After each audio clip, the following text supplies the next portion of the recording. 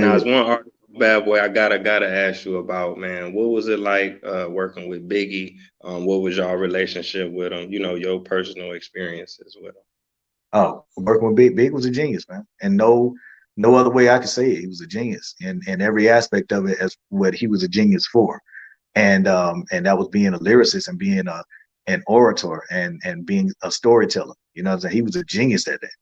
And our relationship with him was very friendly. You know, we weren't Junior Mafia close, but we were close. You know what I mean? Like we were family, but we weren't that close. You know, because of course he had his family coming up from Brooklyn and all that. We're coming from the A, but as far as label mates, we were really close, man. And he had our back, man. He loved 112. Like that's why he shouted us out on so many times on that Life After Death album, man. Like because he was just such a fan of 112, and he definitely wanted to work more with us. And it's unfortunate that we didn't get the opportunity to work with dude, but he definitely was a big fan of 112, and he definitely wanted to help us move our career along more than it ended up being, man. But he's a he was a hell of a guy. Like I saw the dude myself personally give this homeless person a couple of $100, you know what I'm saying? Just cause, you know what I mean? Because and I look at that not to this day, you know, and I'm 45 years old now, but when I was 19, when I saw 18, when I saw that. And then from that point on, man, I was like, man, if you got a couple of hundred, man, and you got this person over here, and you know you don't really need that man like that, then just I always took that and just ran with that. I was like, yo, Big did that, and that's you. I always had a it always resonated with me when he did that, and I'll never forget that. And from this day forward, man, like every time I get an opportunity, it's not often, it's not all the time, but when I do, if I see somebody, man, and it feels like it's the right move, man, then I do that. And that was totally influenced by Puff. I mean, by Big.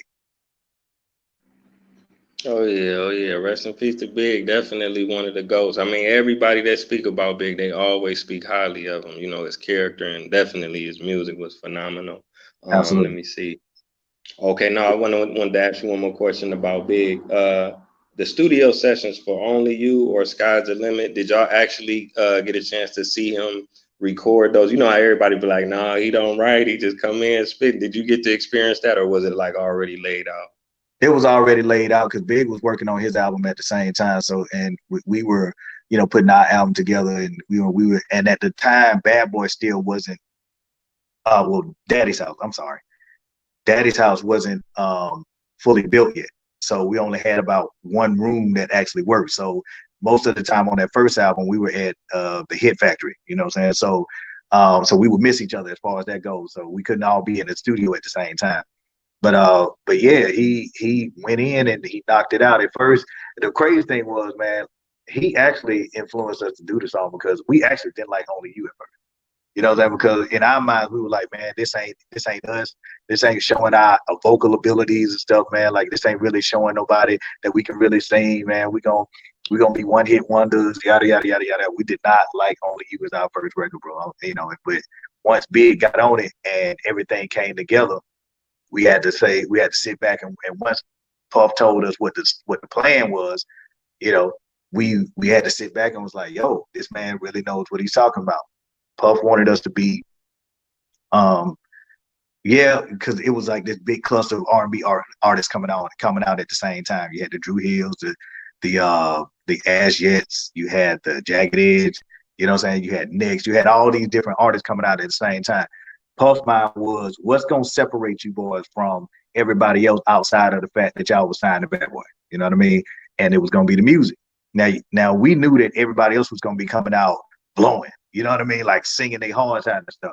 But what was gonna separate 12 from everybody else was the fact that we, instead of doing the atypical R&B model, what we were gonna do is, yeah, we were still gonna sing, but we was gonna sing over up tempo beats, and we was gonna be dope at it.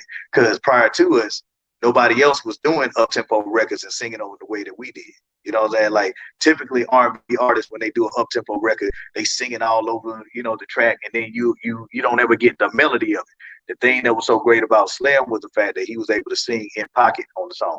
You know what I mean? And the mind frame was, if I'm in the club drunk trying to holler at a girl, and the song comes on and you want to sing it to it in a ear, you ain't finna do all that riffing and running because you can't sing. But if you, but if you sing a girl, I want to be with you, so real simple, no one else, only you. Like anybody could do that, you know what I mean? And that was the whole gist of it, you know what I mean? So that was the mind frame. And once he put all that together, and Big came along, and then he put his Jesus, the notorious, just please us with your liver.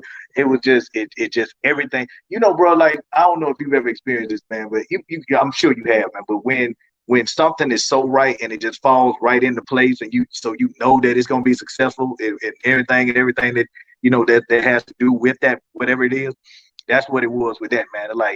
Like the way Slim sung the B section, the way the hook came in, the way that Big came in and laid on, the way that we did the video, everything came together perfectly, man. And we just knew it was gonna be successful after that point. We just knew how to, man, this record could be out of here, bro.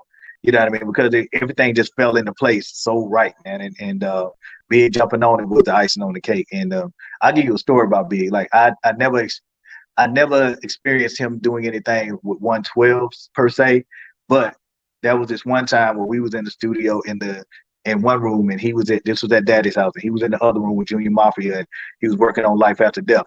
And I think Little C's or somebody was like, "Yo," they came into the room, was like, "Yo, what up, to Big want to see y'all. Big want to holler at y'all."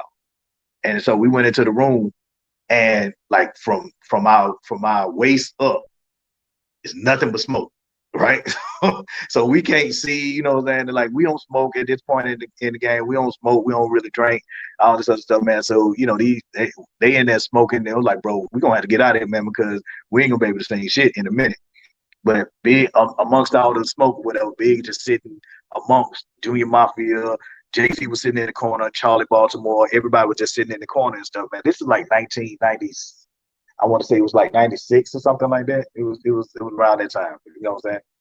And Big was like, "Yo, what up?" And then so, we all dapped him up or whatever. And then so he was like, "Yo, y'all just sit in here for a minute, just that and the other, whatever." So he ain't saying nothing. He's just sitting there blowing trees and shit, right?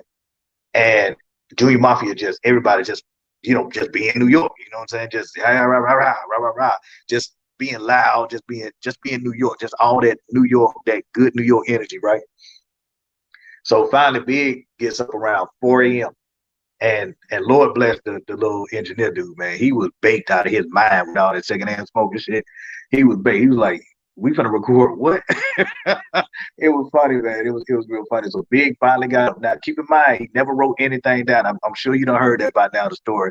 Big never wrote anything down. It was always in his head or whatever. And also attributed to his genius. So dude got up, went into the booth, and he created "I Got a Story to Tell." And that's the one that was like, my 112 CD blast. I was fast, she came first, I came last. Because we were in there and he was listening to everybody talk, and he was just creating this story in his head. You know what I mean? And it ended up being "I Got a Story to Tell." And he went in there and he knocked it out, bro. And like I sat back, I was like, bro, like I often heard people say the word genius before, but I've never seen it before. You know what I'm saying? In real life or whatever, until I saw Big do it. You know what I'm saying? And from that point on, Faith did it too. Faith does it too. Faith don't write nothing down. Faith will go in and she'll sing something, and then she'll record it, and then she'll come up with a line right after that with them. Those are the only two people that I've seen that ever do it like that initially. And yeah, that's genius to me. Oh yeah, most definitely, man. Them stories were so vivid, man. You could see everything. It was like a movie almost with Biggie, Yeah, man. bro, Rest in crazy, peace, crazy. King, man. Wow.